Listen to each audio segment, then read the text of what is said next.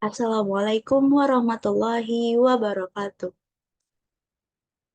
Perkenalkan, saya Rifa Atul Nabila dengan NIM 22231143 pada mata kuliah Administrasi dan Supervisi Pendidikan kali ini yang diampu dengan Bapak Dr. Hanif Al-Qadri MPT. Pada video kali ini saya akan menjelaskan salah satu garapan dari administrasi, yaitu tentang administrasi keuangan.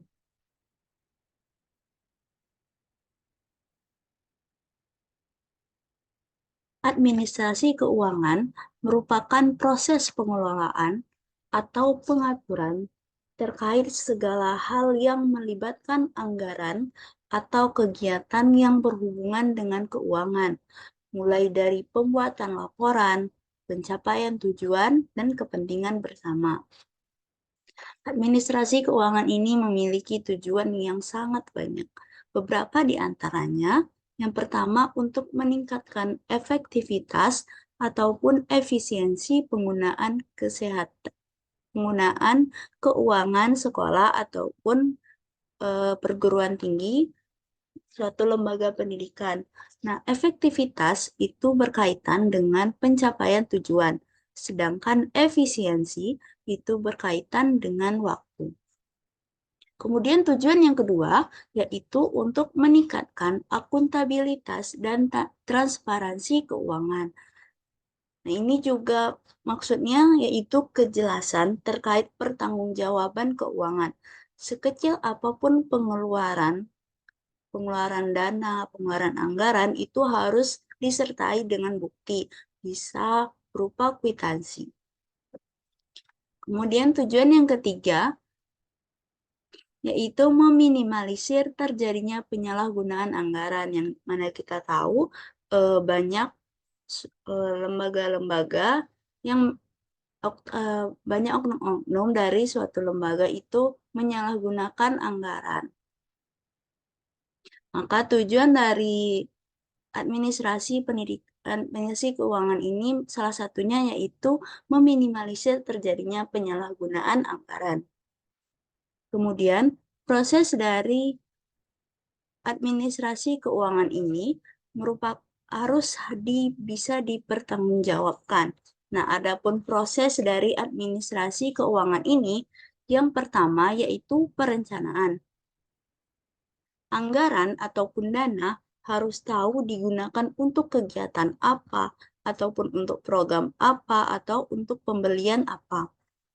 Nah, perencanaan ini juga harus ada gambaran akurat, seperti jumlah staf ataupun kejelasan gedung atau layanan operasional.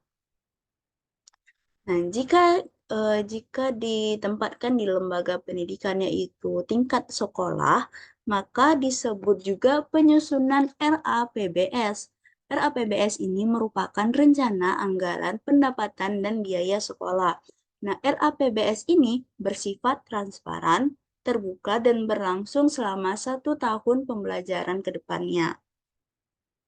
Nah, penyusunan RAPBS ini dilakukan awal tahun pembelajaran, dan yang menyusun ini salah satunya yaitu kepala sekolah. Menurut Sutisna, RAPBS atau Rencana Anggaran Pendapatan dan Biaya Sekolah ini dapat ditempuh dalam beberapa langkah. Yang pertama itu menetapkan tujuan, yaitu dalam bentuk perumusan.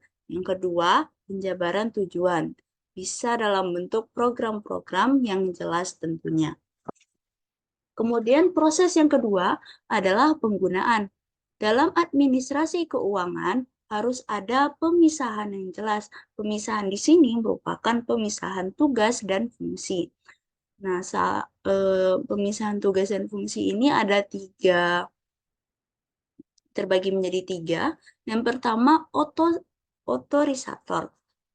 Otorisator ini merupakan pejabat yang diberi wewenang untuk mengambil tindakan segala sesuatu yang mengakibatkan terjadinya penerimaan ataupun pengeluaran keuangan. Nah, jika di lembaga pendidikan itu contohnya seperti kepala sekolah ataupun rektor. Yang kedua, ordonator. Ordonator merupakan pejabat yang diberikan kewenangan untuk melakukan pengujian yang menyebabkan keluarnya perintah untuk mengeluarkan ataupun mendapatkan anggaran atau dana. Sedangkan yang terakhir yang biasa kita sering dengar yaitu bendahara. Bendahara merupakan pejabat ataupun orang yang berwenang yang melakukan penerimaan ataupun pengeluaran uang atas dasar pertimbangan ketersediaan anggaran di lembaga.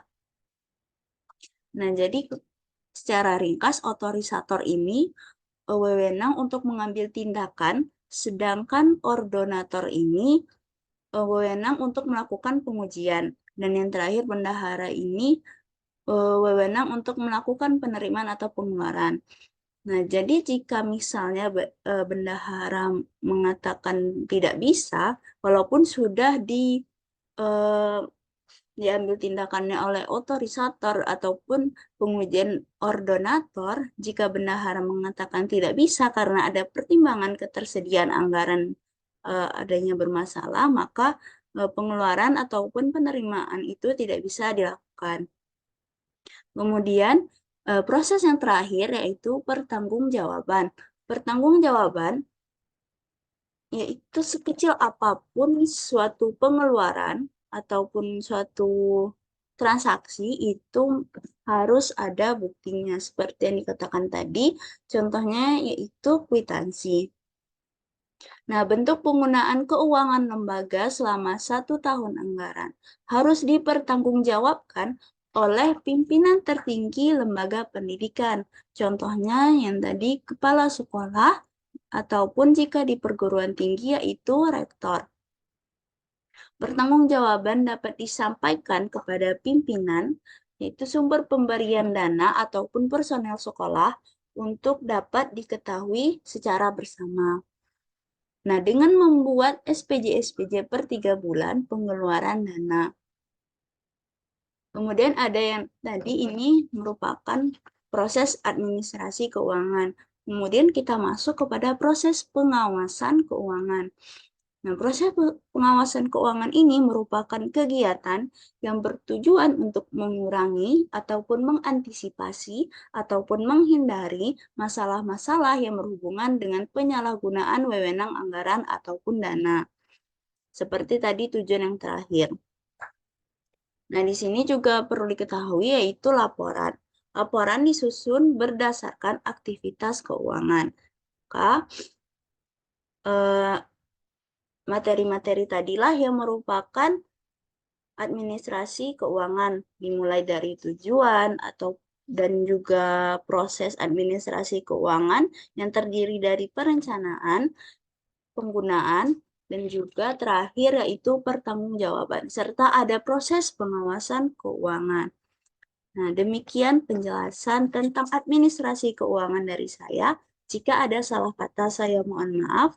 Saya akhiri. Assalamualaikum warahmatullahi wabarakatuh.